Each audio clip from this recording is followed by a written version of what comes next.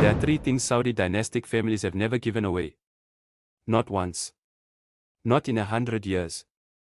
Not under any financial pressure, any market crisis, or any institutional persuasion. And here is what makes this worth stopping for. The viewer watching this has already given away at least two of them. Probably this year. Possibly this month. Not out of carelessness. Not out of ignorance. Because every institution that profited from receiving them made the transfer feel responsible, feel generous, feel like the only reasonable option available. The real estate agent who suggested selling the inherited land called it liquidity. The bank that offered the reverse mortgage called it financial flexibility. The advisor who took control of the managed account called it professional wealth management. Every one of those institutions understood exactly what was being transferred. They understood what it would cost the family permanently. They completed the transaction anyway. The third thing on this list is the one that will land hardest.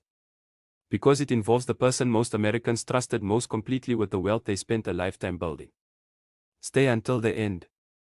If this channel is showing you what those institutions never did, subscribe. There is significantly more coming. Before the three items, understand the principle that connects them. Most Americans think about wealth as what a family accumulates. Saudi dynasties think about wealth as what a family refuses to release. That distinction sounds subtle. The financial consequences of it are not subtle at all. Certain assets, once transferred outside the family structure, cannot be recovered at equivalent value. The land sold under pressure in 1995 to cover a short-term expense cannot be bought back at 1995 prices. The equity transferred to a bank through a reverse mortgage across 16 years cannot be reclaimed by the family that spent 30 years building it. The decision authority given to commission-based advisor cannot be retrieved without terminating a relationship specifically structured to make termination feel costly and disruptive. Every one of these transfers is permanent in a way that only becomes fully visible years or decades after the transaction was completed. The institution on the receiving end understood that permanence at the moment of signing. The family transferring the asset almost never did. Saudi families understood what was being asked for. They understood the permanent cost of giving it. And they gave none of it away. The first thing Saudi families have never given away is direct control over physical hard assets. Gold held by the family. Land deeds in the family's name. Tangible assets that exist independently of every institution and every market condition. Saudi dynastic families never transfer physical hard assets outside the family structure without a formal wealth transfer framework in place. Not informally. Not under pressure. Not because a short-term need made the asset feel like the most available source of liquidity. The reason is structural and it is permanent. The moment a hard asset leaves direct family control, gifted informally, sold under pressure, transferred without legal structure, it cannot be recovered at the same value. The asset that existed independently of every institution takes that independence with it to whoever receives it. Consider what this looks like in practice. An American family in the Midwest inherited 40 acres of farmland from a grandparent in 1988. In 1995, a short-term financial pressure appeared. A medical expense. A period of reduced income. A gap that needed to be covered. The land was there. The real estate agent said the market was reasonable. The bank suggested it was smarter to liquidate the asset than to carry debt against it. The advisor called it diversification out of a concentrated position. Every institution in that conversation earned something from the transaction. The family received a one-time payment that covered the immediate need and was spent within 3 years. The land continued appreciating for the next 30 years. Today that 40 acres is worth a number that bears no relationship to the payment received in 1995. The transfer was irreversible. The institution that encouraged it, the agent, the bank, the advisor, earned their transaction fee and moved on. The family absorbed the permanent loss across every year that followed. Saudi families have watched this pattern repeat across generations and across continents. The pressure always arrives in a form that makes the transfer feel necessary. The institution facilitating the transfer always frames it as the responsible decision. And the family that gives away the hard asset always discovers the true cost of that decision years later when the reversibility window has long since closed. Old money families built one rule around this pattern. Hard assets do not leave the family structure under pressure. If liquidity is needed, it is found through other means. The hard asset is the last thing moved and it moves only through a formal structure that preserves as much of its value and its generational transfer capacity as possible. That rule has protected more dynasty wealth across more generations than any investment strategy ever designed. This is the transfer most Americans never recognize as a transfer. Which is precisely why it has been so effective at moving wealth from family balance sheets to institutional balance sheets across an entire generation. Reverse mortgages. Home equity lines of credit. Cash out refinancing. Every one of these instruments moves equity, real ownership stake in a real physical asset, out of the family column and into the bank's column. In exchange for liquidity that feels like access to money the family already owns, American homeowners transfer the ownership stake that decades of mortgage payments built. The transaction feels like relief. It feels like finally being able to access wealth that was always there. It does not feel like a transfer of ownership. But that is precisely what it is. Saudi families treat home equity as a hard asset equivalent. It is not liquidity to be accessed when circumstances become difficult. It is ownership to be preserved and transferred intact to the next generation. The distinction between those two framings produces entirely different outcomes across a family's lifetime. Consider what the institutional framing of home equity has produced for ordinary American families. A retired couple, both in their late 60s, spent 30 years making mortgage payments on the home they raised their family in.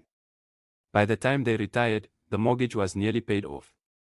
The equity they had built represented the largest single asset on their balance sheet. Fixed income was tight. A reverse mortgage was presented as the obvious solution. Access the equity they had already earned. Supplement the social security income that was not quite covering everything. Stay in the home they loved. The bank explained the product clearly within the terms required by law. What it did not explain, what it had no incentive to explain, was the trajectory of what was being transferred and what the family would own 16 years later. By the time the surviving spouse passed at 84, the bank held the majority equity position in the home. 16 years of small monthly payments that felt like financial relief had transferred the ownership stake 30 years of mortgage payments had built. The children inherited a legal process, not an asset. The equity their parents spent 3 decades accumulating transferred to the institution across a period short enough that it fit entirely within a single retirement. The bank structured that product with complete knowledge of that trajectory. It understood the transfer from the moment the paperwork was signed. The family understood neither the transfer nor its permanence until the transfer was complete. Saudi families have never participated in this transaction. Not because they lack sophistication about financial products. Because they recognize what home equity actually is. It is ownership of a physical asset. And ownership of physical assets is not liquidity to be accessed. It is something to be held, preserved, and transferred to the people who come next. The institution that offers to convert that ownership into monthly payments is not providing access to what the family already owns.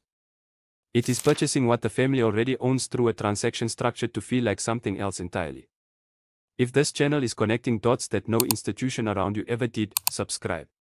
What comes next is the transfer that most Americans never see coming. Because it does not feel like a transfer at all. This is the one that lands hardest.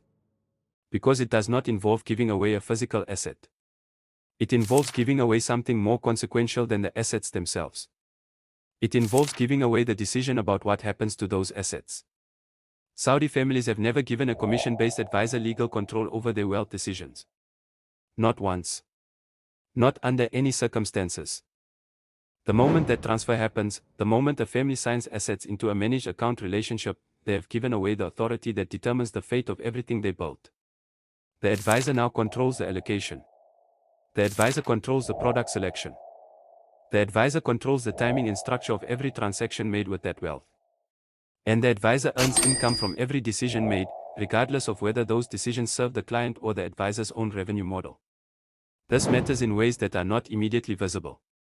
An advisor with legal control over a managed account has no obligation to make decisions that prioritize the client's long-term wealth preservation over the advisor's own income. They have a fiduciary duty in some contexts. But that duty exists within a structure where their income depends on keeping assets under management and on placing those assets in products that generate advisory revenue. The conflict is structural. It exists beneath every conversation, every recommendation, every annual review. And the transfer that created that conflict, the moment the family signed the managed account agreement, is a transfer that continues indefinitely for as long as the relationship persists. The relationship is specifically structured to persist. Termination feels disruptive. Changing advisors feels complicated.